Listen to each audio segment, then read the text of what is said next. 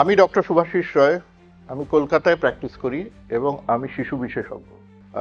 প্রতি বছর বর্ষার সময় এবং শীতের সময় আমরা ইনফ্লুয়েঞ্জা ইনফেকশন বাচ্চাদের মধ্যে প্রচুর দেখতে পাই।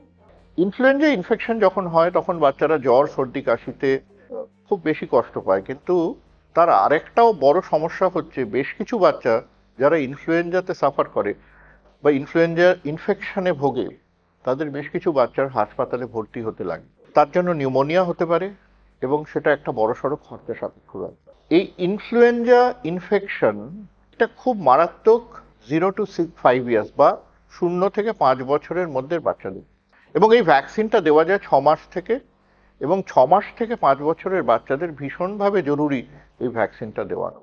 আমাদের দেশে সরকার এই ভ্যাকসিনটা দেয় না, সরকারের থেকে এই ভ্যাকসিন পাওয়া যাবে না, কিন্তু প্রাইভেট সেক্টরে যারা দিতে পারে বা দেওয়া যায় যে বাচ্চাদেরকে, তাদের মধ্যেও 10 মিলিয়ন বাচ্চা এই ভ্যাকসিনটা নেন। সুতরাং শিশু বিশেষজ্ঞ হিসেবে আমাদের একটা নির্দিষ্ট দায়িত্ব রয়েছে বাবা মাকে বোঝানো যে এই ভ্যাকসিনটা 6 মাস থেকে, অন্তত 6 মাস থেকে 5 বছরের বাচ্চাদের নিয়মিত দেওয়া, যেভাবে বলা আছে, প্রথম বছর দুটো এবং তারপরে প্রতি বছর। আমি এই ভ্যাকসিন নিজে এই ভ্যাকসিন নিই এবং আমার পরিবারের সবাইকে দিই যারা অন্তত 50 বছরের ওপরে।